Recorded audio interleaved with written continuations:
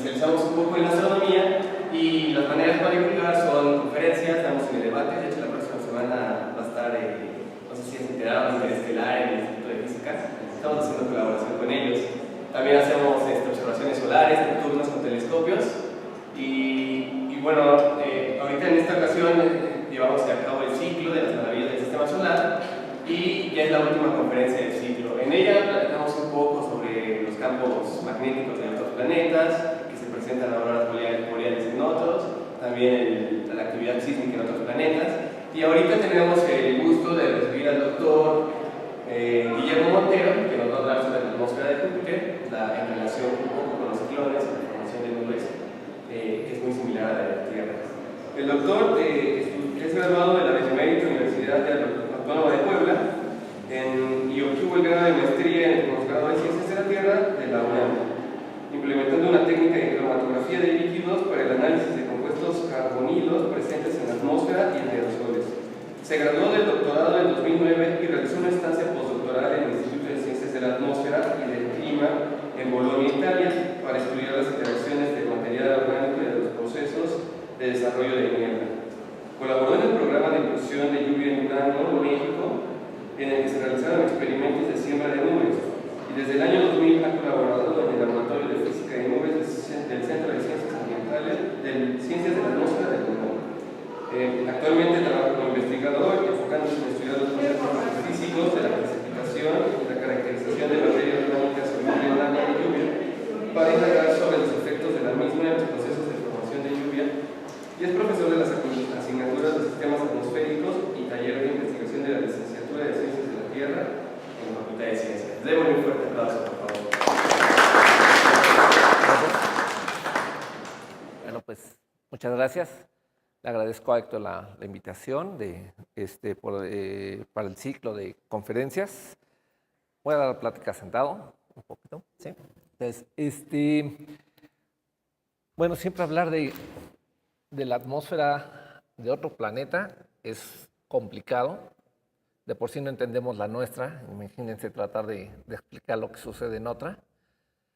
Pues es mucho más complicado porque la falta de mediciones es lo que nos lleva a tener un desconocimiento de muchos de los procesos que tenemos o que ocurren al estudiar cualquier fenómeno, ¿no? Entonces, si queremos estudiar, si ya de por sí teniendo aquí relativamente en la Tierra un número bastante grande de mediciones y aún así es difícil entender todos los procesos que ocurren en la atmósfera, pues imagínense cuando queremos entender los procesos que ocurren en otros planetas, pues es mucho más complicado, ¿no? Entonces, generalmente lo que se hace es siempre tratar de tener mediciones indirectas o estimaciones indirectas de las características de la atmósfera, en este caso de algún otro planeta, y luego tratar de aplicar lo que conocemos o lo que medio conocemos en la Tierra, aplicarlo a esos otros planetas para tratar de entender qué es lo que sucede, ¿no? Entonces, a fin cuando empecé a preparar esta plática, pues dado que fui invitado por una sociedad astronómica, pues supongo mi idea fue, tengo que platicar algo acerca de lo que podemos observar, ya sea a través de un telescopio o de algún otro instrumento, y que de acuerdo a lo que podemos observar y podemos ver en un telescopio, en este caso al planeta Júpiter, pues tratar de hablar un poco sobre aquello que vamos a ver, ¿no? Y tal como les decía, pues primero va a ser más bien una presentación, más bien tratando de hacer una comparación, después una especie de analogía entre la Tierra y Júpiter, y ya después al final sí ya me dedicaré prácticamente a tratar de explicar algunas cosas o de platicar, más que de explicar, más bien va a ser una plática de entender qué es lo que, para comprender qué es lo que está sucediendo en Júpiter, ¿no?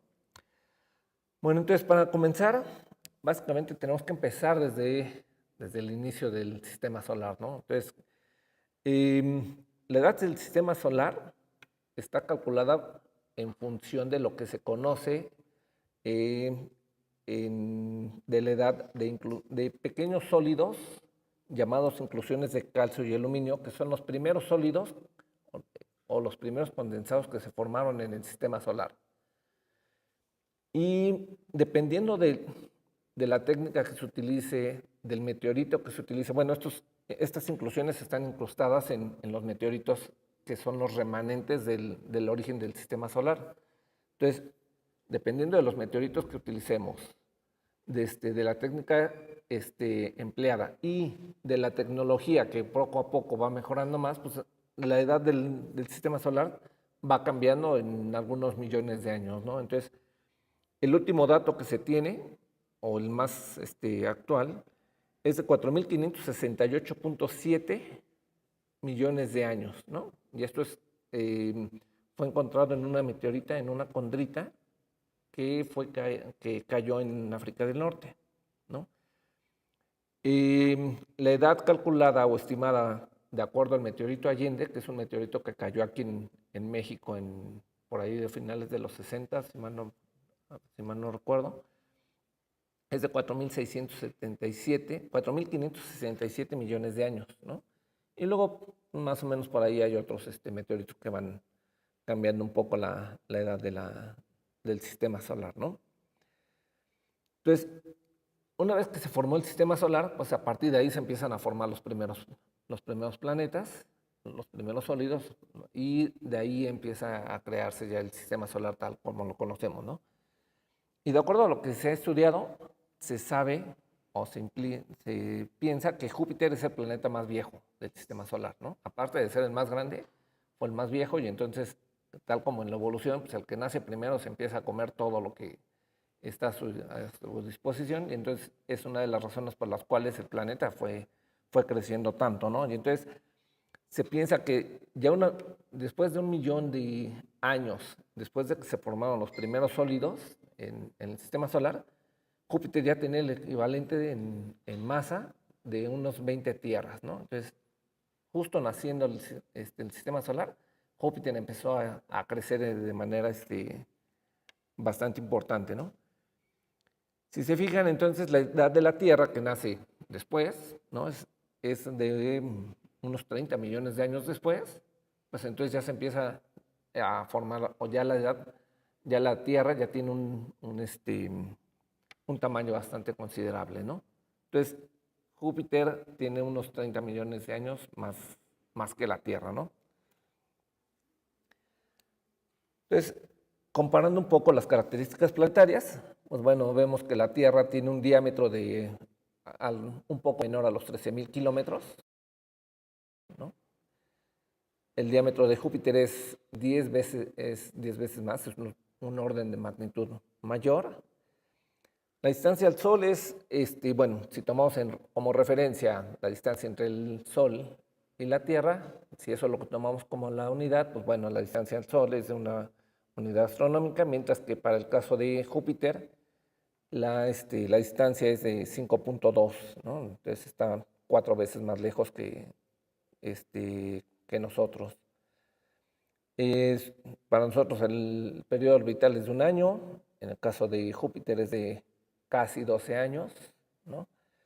El periodo de rotación es de 24 horas, en el caso de la Tierra, y en el caso de Júpiter, al igual que los otros planetas que llamamos gaseosos, es mucho más rápido, ¿no? Es 2 veces más rápido, ¿no? Entonces, eso es importante para poder, a la hora de estudiar la dinámica atmosférica de un planeta, pues el saber la velocidad con la que rota, eso tiene importantes implicaciones en el sentido de qué procesos, principalmente el efecto de Coriolis, va a ser importante para definir cómo va a rotar su atmósfera también, ¿no? Y otro parámetro que es importante para entender el movimiento de la atmósfera o los procesos atmosféricos en un planeta, pues es la cantidad de energía que recibe desde su estrella, ¿no? Entonces, para el caso del planeta Tierra, recibe alrededor de 1.370 watts por metro cuadrado de manera promedio. Y en el caso de Júpiter, solamente recibe el 4% de esta unidad o de esta cantidad de energía en comparación a la Tierra, ¿no? Entonces, la cantidad que recibe del Sol, la cantidad energética que recibe del Sol es mucho menor a la que recibe la Tierra, ¿no? Y esto es importante porque cuando se ve cuál es la cantidad de energía que emite Júpiter, resulta que es mucho más, eh, emite mucho más energía que la Tierra, ¿no?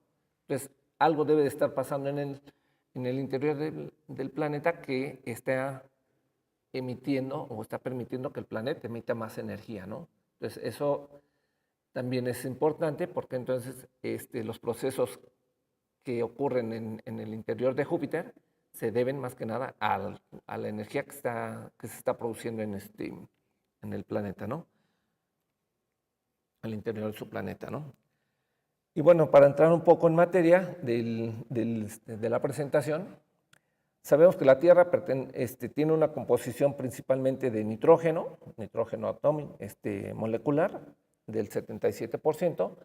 Tenemos oxígeno, que es el gas que respiramos principalmente. Tenemos algo de argón y tenemos vapor de agua, que en este caso el vapor de agua es importante porque es lo que nos forma a nosotros las nubes, ¿no? Es lo que vemos nosotros como nubes en el planeta Tierra, ¿no? Y este contenido de vapor de agua es muy variable, dependiendo de las zonas en donde se encuentre uno. Si se encuentra uno sobre los océanos, pues hay mucho más vapor de agua que si se va uno a una región desértica, pues el contenido de vapor de agua ahí es realmente mínimo, ¿no? En el caso de Júpiter, el gas predominante es hidrógeno y luego viene el helio, ¿no? Y después vienen algunos gases traza, así como aquí tenemos el metano y el vapor de agua y el argón. En Júpiter los gases traza son metano, y al igual también existe vapor de agua, tiene amoníaco, etano, sulfuro de hidrógeno y algunos otros, ¿no? Metidos. Entonces, cuando hablamos de la atmósfera de Júpiter, o cuando hablamos de los planetas tales como Júpiter, Saturno, Urano, siempre pensamos en los planetas gaseosos, ¿no? En los gigantes gaseosos. Y en realidad, a veces perdemos la perspectiva de que en realidad el planeta o lo que estamos viendo no es una bola de gas acumulado, ¿no? Generalmente los gases no los vamos a ver, ¿no? Aquí estamos rodeados de gas y no lo vemos, ¿no? Están tan separadas sus moléculas que simplemente no lo vemos. ¿Qué es lo que vemos entonces? Lo que vemos es ya alguna partícula en alguna otra fase. Puede ser sólida o líquida, y eso es lo que empezamos a notar que está flotando en el aire, ¿no? En el caso de Saturno, perdón, o de Júpiter, lo que vamos a estar viendo son partículas en otra fase que están rodeando el planeta dentro de su atmósfera, que está principalmente conformada por hidrógeno y helio, ¿no? Si no, no veríamos si no tuvieran una atmósfera, entonces veríamos directamente la superficie del planeta, ¿no? Que también no se tiene idea de cómo sería en el caso de Júpiter. Pero, por ejemplo, si Júpiter no tuviera una atmósfera, pues veríamos algo quizás similar a lo que vemos con Mercurio, ¿no? Que su atmósfera es muy tenue y logramos ver la superficie del planeta que está rodeada ahí por golpes con otros cuerpos celestes, ¿no? En el caso de Júpiter no es así, lo que vemos es un montón de nubes, ¿no? Entonces, para poder entender un poquito acerca de la dinámica de lo que sucede en Júpiter, pues tenemos que primero entender un poco qué es lo que pasa aquí en la Tierra y de ahí lo movemos hacia el planeta Júpiter, ¿no? Entonces, ¿cómo se ven las nubes aquí en la Tierra, ¿no? Para poder entender qué es una nube, pues primero tenemos que definirla. Y una nube es un agregado de partículas de agua, es decir, partículas que se encuentran en estado líquido o sólido, que se encuentran suspendidas en la atmósfera. ¿Sí? Entonces, y solamente hasta que el vapor de agua se condensa y está en otra fase, entonces puede conformar una nube y eso es lo que nosotros vemos flotando en la atmósfera de nuestro planeta como manchas blancas, ¿no? Por ahí. Y para formar una nube se requieren de dos cosas. Una es una condición termodinámica, es decir, necesitamos que exista vapor de agua y que ese vapor de agua se concentre en cantidades suficientes en la atmósfera para poder conjuntarse y poder condensarse sobre algunas partículas. Y una vez que se empieza a condensar sobre esas partículas, empieza a formar gotitas de agua, ¿no? Y esa es la segunda condición. Tiene que haber, al menos en la Tierra, tiene que haber la presencia de aerosoles, de otras partículas sólidas o líquidas, sobre las cuales el vapor de agua se va a empezar a acumular hasta que llegue el momento en que toda esa partícula se humedece y empieza a formar una solución acuosa, ¿no? Entonces, ya una vez que se forma esa gotita, estas pueden empezar a interaccionar con algunas otras para poder conjuntarse de tal forma que empieza a tenerse ciertas concentraciones que nosotros les llamamos nubes, ¿no? Entonces, básicamente el ciclo ocurre de forma que en la atmósfera terrestre, si tenemos cantidades suficientes de vapor de agua, estas vienen o son generadas a partir de la evaporación de lagos y de ríos, ¿no? En este caso en nuestro planeta, ¿no? Requerimos que entonces este vapor de agua sea transportado hacia arriba en la superficie sea transportado desde la superficie del planeta, desde donde están los lagos y nuestros mares, sea transportado por corrientes ascendentes de aire, las cuales son producidas porque cuando el aire tiene una temperatura muy alta, se expande y tiene una densidad menor con respecto al aire que puede estar en zonas cercanas, ¿no? Y al igual que en un globo, cuando el aire es caliente y este globo entonces puede subir, en el caso de la atmósfera, igual si el aire es caliente, esta masa de aire asciende y entonces al ascender y llegar a un nivel que tiene una menor presión, se expande, al expandirse se enfría y el contenido que tenga de vapor de agua, al enfriarse se empieza a condensar y empieza a formar nubes, ¿no? Entonces, para poder generar esa nube, necesitamos esa condición dinámica de transporte de las masas de aire hacia arriba para que el agua se pueda condensar, ¿no? ¿Y qué es lo que genera que el aire se empiece a calentar en la superficie? Pues principalmente la energía del sol, ¿no? En nuestro caso es la energía del sol, que como vimos hace rato era bastante importante. En el caso de Júpiter no va a ser así, la energía que recibe el sol no es suficiente como para que ocurra el calentamiento de las masas de su atmósfera debido a la energía que tenga del sol, ¿no? Entonces debe de haber otros procesos que ya platicaremos más tarde, ¿no? Entonces a este movimiento ascendente de la atmósfera se le llama convección, ¿no? Y este es el proceso que genera principalmente las nubes en nuestro planeta, ¿no? La convección, ¿no? Entonces, como les decía, las gotitas se van a formar sobre estos aerosoles. Estos aerosoles tienen más o menos un tamaño entre 0.4 y 0.2 micrómetros, ¿no? Un micrómetro, recuerden que es la millonésima parte de un metro.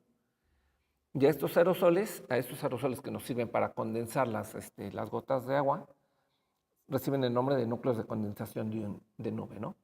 Entonces, si eso sucede más o menos aquí en la Tierra, es probable que algo similar ocurra en Júpiter para que se estén formando las nubes, las cuales son las que nosotros realmente vemos cuando observamos el planeta a través de un telescopio, ¿no? Y entonces las nubes, una vez formadas, en el caso de nuestro planeta, reflejan la luz visible y al reflejar la luz visible nosotros sabemos que la luz del sol es blanca, ¿no? O la definimos como una luz blanca y por eso las nubes generalmente las vemos blancas en nuestro... A veces nosotros llegamos a notar ciertas coloraciones en las nubes, algunas veces las vemos grises y eso se debe a que la luz del sol al atravesar una nube, si esta nube es muy alta, pues le cuesta más trabajo poder atravesar esa nube y entonces se va extinguiendo la luz del sol, de tal forma que a veces las vemos grises o incluso las vemos hasta negras, ¿no? Si la nube es muy alta, pasa muy poca luz del sol y entonces nosotros no es que la nube sea gris, sino más bien empezamos a notar una ausencia de color, lo cual nuestros sentidos nos perciben como una nube gris. Y si vemos una nube muy, muy gris, entonces decimos, está muy cargada, ¿no? Es muy grande y la asociamos con lluvia, ¿no? Entonces, vean como ciertos colores de las nubes pueden darnos cierta información o cierta perspectiva de lo que está sucediendo en la atmósfera, ¿no? Entonces, si las nubes son muy altas, las vemos de ese color, ¿no? Y otro fenómeno importante puede ser la electricidad atmosférica. Una vez que la nube ha crecido, ¿sí?, o que se ha formado, en la parte superior de la atmósfera las temperaturas son mucho más bajas. Eso significa que entonces algunas partículas de agua, si se encuentran a temperaturas muy bajas, estamos hablando de temperaturas de hasta menos 50 grados centígrados en la troposfera, entonces esas gotitas se van a congelar, ¿no? Generalmente pensamos que las gotitas de agua o que el agua se congela a 0 grados. Imagínense si tenemos una partícula de agua líquida a menos 10 o a menos 20 grados, centígrados, podríamos pensar que algunas de esas gotitas se congelan y precisamente al congelarse, si interaccionan, si hay partículas de hielo que estén chocando entre ellas, esto es lo que empieza a generar una carga eléctrica dentro de las nubes, ¿no? La principal zona donde se empieza a cargar la nube es principalmente entre los menos 10 y los menos 20 grados centígrados. Ahí es donde se empieza a cargar más la nube, en este caso de una carga negativa, ¿no? Y entonces simplemente por conducción o por la creación de un dipolo, se crean cargas positivas en la parte superior de la atmósfera y en la parte inferior de la nube también, ¿no? Y resulta que ¿cómo ocurre un rayo? Pues un rayo ocurre precisamente cuando algunas de esas cargas o muchas de esas cargas negativas se empiezan a mover hacia la parte inferior o hacia la superficie, la cual está cargada por cargas positivas. Estas cargas se empiezan a mover hacia la superficie y una vez que existe ese contacto entre la Tierra, entre las cargas positivas de la superficie del planeta con la nube, entonces se genera ese relámpago, ¿no? Ese rayo. Y entonces de esa manera ese proceso ocurre en algunos milisegundos. Debido a que las diferencias de potencial son tan grandes, a que las diferencias de carga son tan grandes, entonces esa diferencia hace que el aire se caliente tanto que se empiece a expandir y se ilumine. Y entonces nosotros lo que vemos es esa energía en forma de luz que se está pasando desde la nube hacia la superficie, ¿no? Y no nada más ocurren rayos de la nube hacia la superficie, puede haber rayos que vayan de una nube a otra, o bien incluso rayos que vayan de las nubes hacia las partes más altas de la atmósfera, ¿no? Entonces, resulta ser que solamente en la Tierra, o al menos aquí en la Tierra, solamente los rayos ocurren cuando hay partículas de hielo dentro de las nubes. Si no hay partículas de hielo en el interior de las nubes, es muy poco probable que se genere un rayo, ¿no?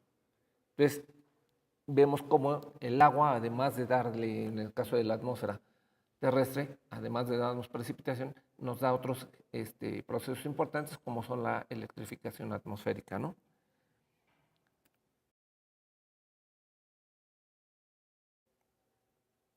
Finalmente, para poder entender un poco acerca de la circulación general, pues bueno, si la mayoría de la radiación que recibimos nosotros del Sol está en el Ecuador, estas regiones, las regiones tropicales, se calientan más y son las que ascienden principalmente, ¿no?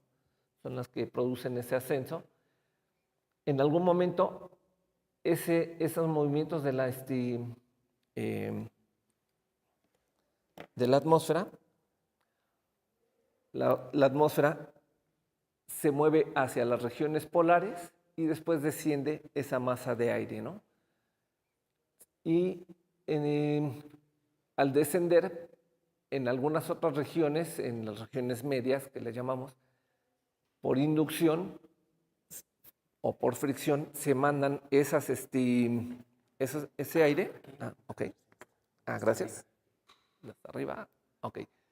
Aquí hay un descenso de aire, el cual por inducción es generado también en esta otra zona. Y entonces empieza, hay, digamos, diferentes regiones en donde hay ascenso y descenso de aire, ¿no? Y eso es a lo que le llamamos celdas, ¿no? Estas celdas lo que hacen es empezarnos a generar ciertas bandas de nubes, que en este caso, en las regiones ecuatoriales, siempre vemos que este ascenso de aire nos genera nubes, como les había dicho yo hace rato, y es lo que vemos generalmente en la región tropical de nuestro planeta, ¿no? Y después, por movimientos de rotación de la Tierra, pues precisamente vemos cómo tenemos una como que banda ahí, ¿no? Una línea continua de nubes a lo largo del planeta, ¿no? Bien, entonces, de manera general es lo que sucede en la Tierra, ¿no? Entonces vamos a tratar de explicar a partir de esto, les voy a tratar de platicar qué es lo que sucede en Júpiter, ¿no?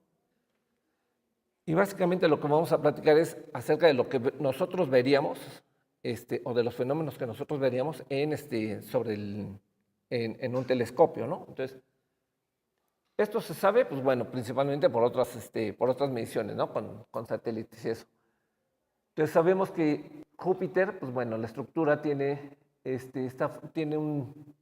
o se piensa que tiene un núcleo que debe de tener roca, quién sabe si es cierto o no, pero debido a que se sabe que la mayoría de la composición del planeta es hidrógeno, a altas presiones el hidrógeno pues se va primero, nosotros conocemos el hidrógeno como un gas, ¿no? Pero si lo empezamos a presionar lo suficiente, en algún momento ese hidrógeno va a condensar, ¿no? Y si lo seguimos presionando, entonces se va incluso a convertir en un sólido. Entonces, dado que el planeta Júpiter es tan grande, imagínense la presión que debe de tener al interior del planeta. Ese hidrógeno incluso está en estado sólido y en una estructura molecular que se piensa que es metálica, ¿no? Entonces imaginémonos o tratemos de imaginar el hidrógeno en forma metálica, ¿no? Entonces la presión aquí es muy alta, ¿no? Conforme vamos ascendiendo en el planeta, pues bueno, vamos igual a ver hidrógeno líquido y después en su atmósfera, ¿no? Vamos a tener principalmente hidrógeno gaseoso, ¿no?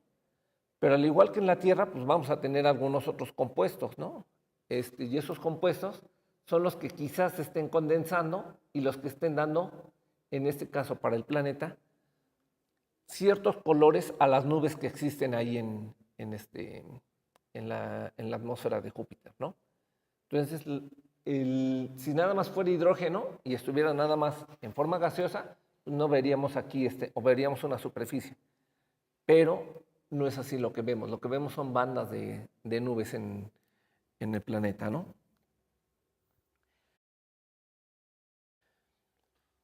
Entonces, la dinámica del planeta de Júpiter se basa o tienes la idea de que las nubes nos pueden servir para ir definiendo cuál es el movimiento de la atmósfera en el planeta, ¿no? Al igual que nosotros vemos aquí sobre la Tierra cómo se mueven las nubes, ¿no?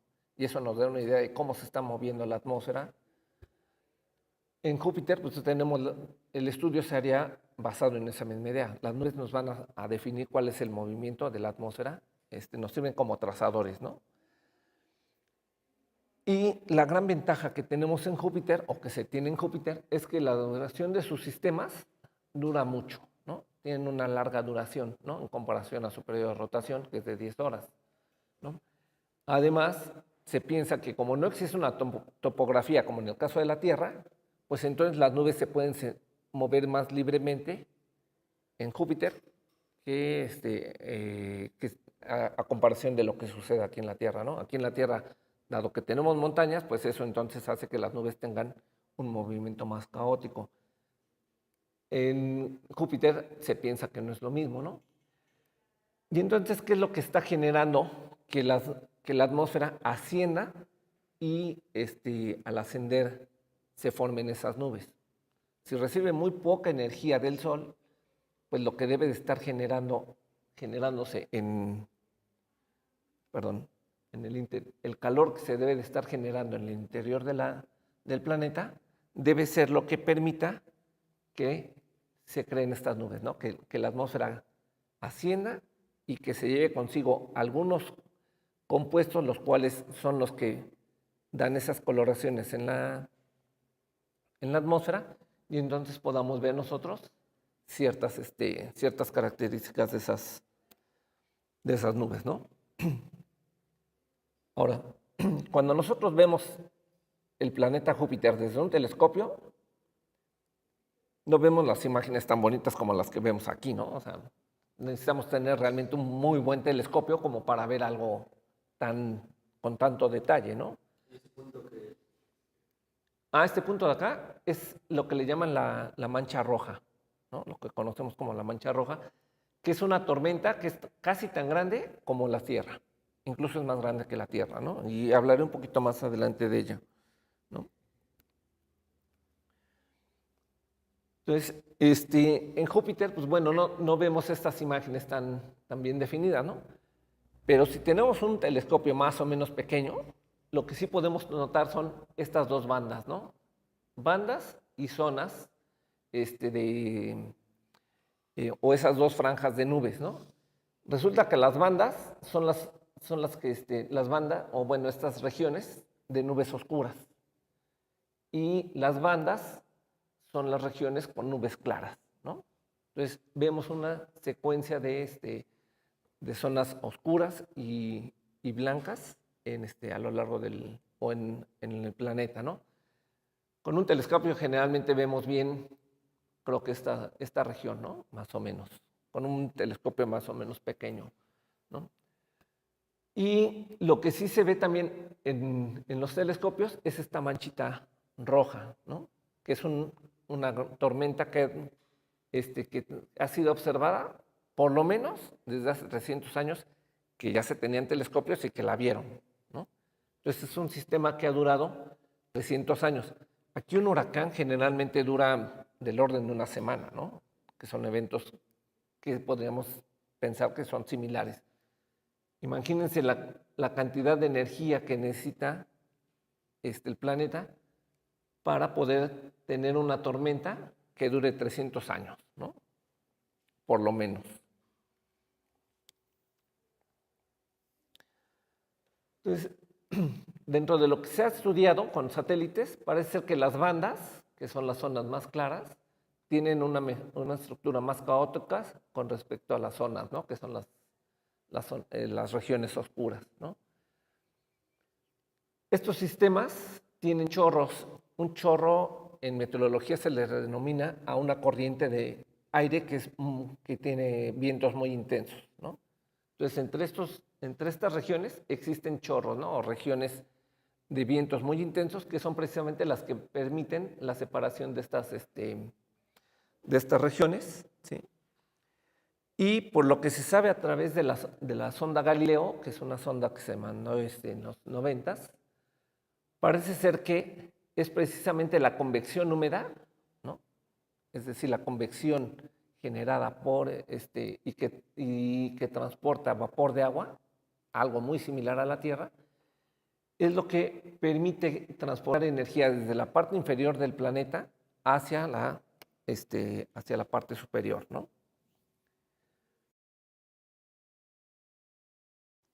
Y por otro lado también parece, bueno, desde las observaciones de las naves Voyager, Galileo y Cassini, se vio que ocurrían relámpagos del planeta Júpiter, ¿no?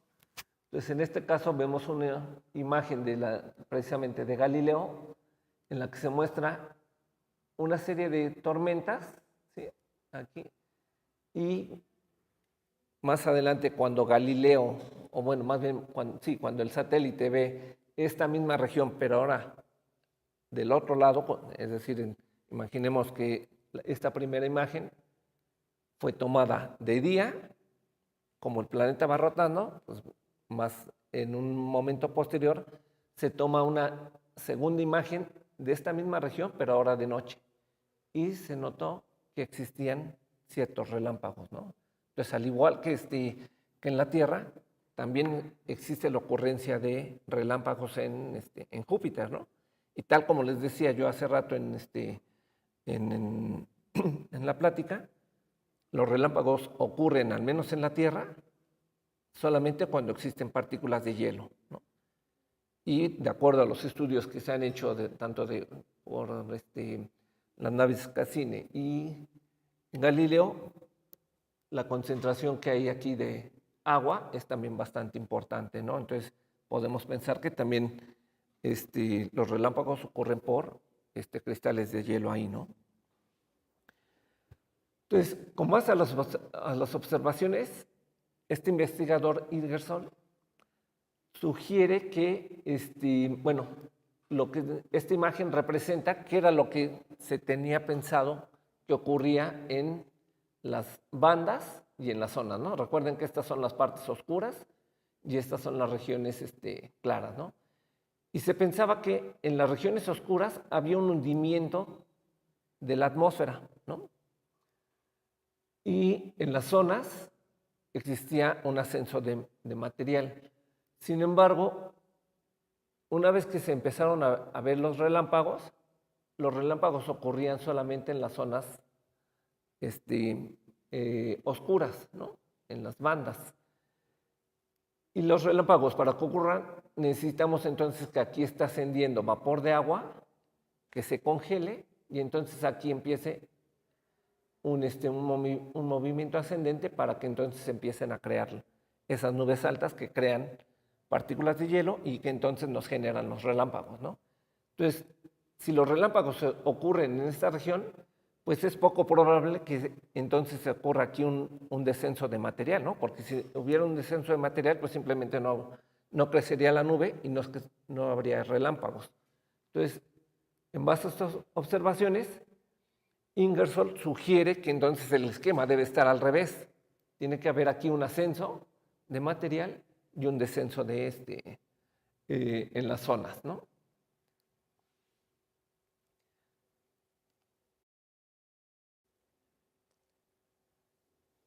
Bueno, perdón. Finalmente, el esquema fue cambiado a partir de la observación de los relámpagos, ¿no? Otra cosa que se me olvida comentarles es precisamente, bueno, podemos pensar, bueno, una de las preguntas es ¿por qué hay diferentes colores, ¿no? ¿Qué es lo que está dando diferentes colores a las bandas, ¿no? Se piensa que aquí es principalmente compuestos de fósforo y de fósforo y de azufre, lo que da esos colores rojizos principalmente, y que las zonas que son nubes blancas y que son zonas donde hay, aquí en este caso ahora, un descenso, están compuestas principalmente de amoníaco, y el amoníaco lo que está haciendo es bloquear muchas de estas nubes, y entonces al bloquearlas vemos un color más, un reflejo de la luz del sol, y la luz del sol resulta ser que es blanca, ¿no? Entonces estamos viendo zonas más claras debido al bloqueo de amoníaco en esta parte, ¿no? Y bueno, para hablar un poco de la mancha roja, les decía, es una tormenta que ha durado por lo menos 300 años. Estos vórtices, ¿no? La tormenta gira en sentido contrario a las manecillas del reloj y los vientos vienen desde el este hacia el oeste, ¿no? Haciendo una analogía a la Tierra, pues tendríamos el norte. Es una tormenta, la mancha roja es una tormenta que ocurre en el hemisferio sur y los vientos vienen desde el este hacia el oeste.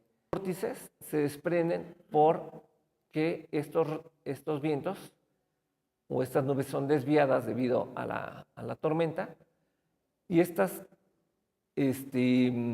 estos nuevos vórtices dan toda la vuelta y en alguna ocasión se ha observado que los remanentes de este vórtice pueden ser incluso ingeridos o pueden ser tragados, se integran a la mancha de la tormenta, ¿no? De tal forma que la mancha o esta tormenta se está retroalimentando gracias a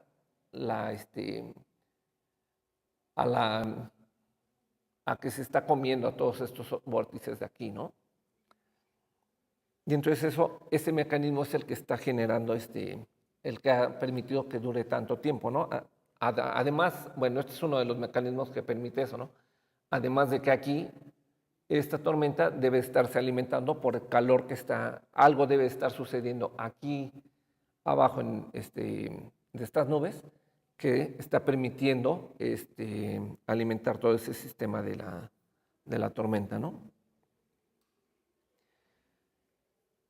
Ya casi para acabar, esto es algo, les quiero hablar un poco acerca de las regiones polares. Esto se sabe apenas a partir de la nave Juno, que es una nave que empezó a funcionar el año pasado, y nos ha dado o está dando nueva información, pero principalmente de las regiones polares, ¿no? Nosotros vemos nuestras imágenes que tenemos, o lo que pensamos en Júpiter es siempre que tenemos un planeta relativamente bien organizado, con bandas y con zonas, ¿no?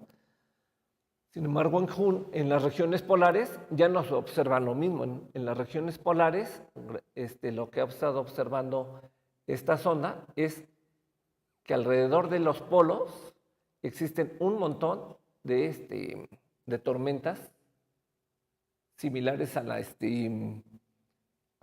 nuestras tormentas tropicales aquí en la Tierra, ¿no? En el Polo Norte se sabe que hay un ciclón aquí en el centro y está rodeado por otros 8 ciclones, ¿no? Mientras que en el Polo Sur se tiene un solo ciclón rodeado por otros 5, ¿no? O 5 o 6 más o menos. Entonces esta imagen es completamente diferente a la región que conocemos, ¿no? Que podemos observar. Y entonces en esta parte apenas se está empezando a ver o a descubrir algo nuevo, ¿no? Entonces, para concluir, pues bueno, dado que este es un seminario para es una plática para una sociedad astronómica, pues bueno, ¿qué es lo que observamos en Júpiter, no?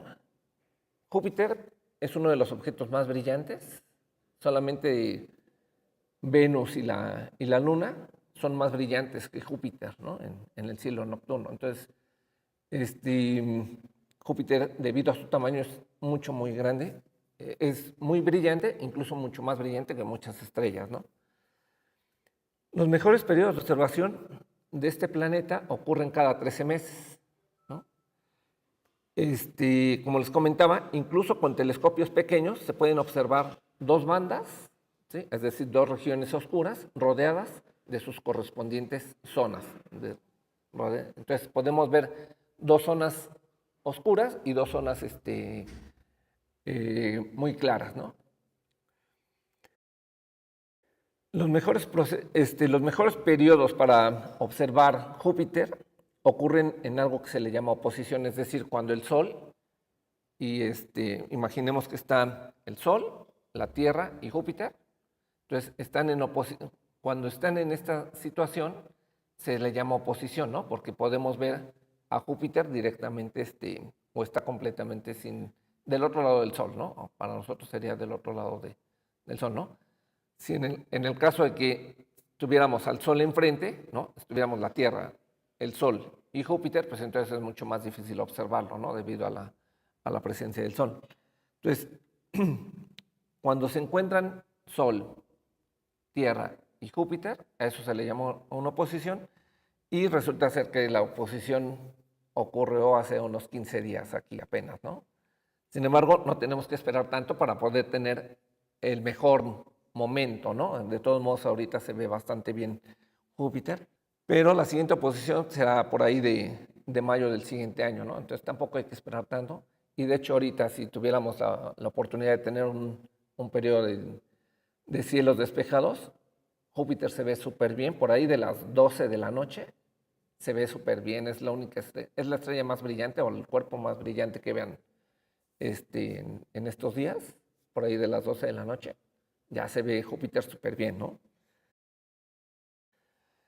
Y bueno, en el caso de que estemos observando con un telescopio, pues aquellos que tengan un telescopio, que supongo que aquí en la sociedad hay bastantes, pueden probar con los filtros verdes, en el 56 y el 58, o con su filtro azul, para poder lograr un mejor contraste de las bandas, ¿no? Entonces, para aquellos que tengan su telescopio, pues, pueden probar esto, ¿no? Y bueno, esto es básicamente lo que les quería platicar. Finalmente, pues yo también les platico que también tengo un telescopio, también lo ocupo, no es un telescopio tan grande, pero también he tenido la oportunidad de estar viendo Saturno, Marte y Júpiter en estos días, a través de los telescopios, y la verdad es que se ha visto bastante bien, ¿no? Bueno, si tienen dudas, comentarios. Entonces, o sea, las lluvias de los cruzaban las tormentas. No, realmente las lluvias no se tiene idea de qué sea, ¿no? Pero si se supone que tenemos ahí, bueno, cristales de hielo, que tuviéramos cristales de amoníaco, pues podríamos pensar que en principio las lluvias que ocurrieran en Júpiter, pues pudieran ser principalmente amoníaco y agua, ¿no? Aunque también hay masas de líquido grandes o no sé si. la verdad es que sí, no tengo idea si se tenga alguna información de eso o no. No lo sé. Sí es cierto que por su tamaño y composición atmosférica, Júpiter podría haber sido otra estrella en el sistema solar. En principio, por la composición, pudiera pensarse que sí, ¿no? Pero tendría que haber crecido, híjole, ahí sí no me acuerdo cuánto. Me parece que al menos unas 40 veces más. Sí. Para poder empezar a... Y entonces seríamos un sistema de dos. Tendríamos un sistema de dos estrellas, ¿sí? Binario. Pero, pues bueno, ya de por sí aún así Júpiter a nivel de sistema solar, es bastante espectacular, ¿no? Entonces, sí. ¿Algún otro comentario, alguna duda? Por ahí. Respecto a la duda que tienes, pues sí sabes cómo funciona una estrella, ¿no? Funciona a través de funciones nucleares, transforma el hidrógeno en helio y, bueno, libera energía en el proceso, ¿no? Si te das cuenta, el Júpiter está compuesto principalmente de hidrógeno y de helio, entonces un poquito más de masa y hubiera alcanzado el punto en que la presión es tan grande que empezaría a generar reacciones nucleares. Por eso muchas veces dicen estrella frustrada, porque no alcanzó esa masa y terminó siendo como el gigante del sistema solar. Pues bueno, le damos un fuerte aplauso al doctor, por favor, por su conferencia y le hacemos entrega de una constancia. Ok, bueno. Muchas gracias, Sí. doctor. Bueno, Y muchas ya para gracias. terminar, nada más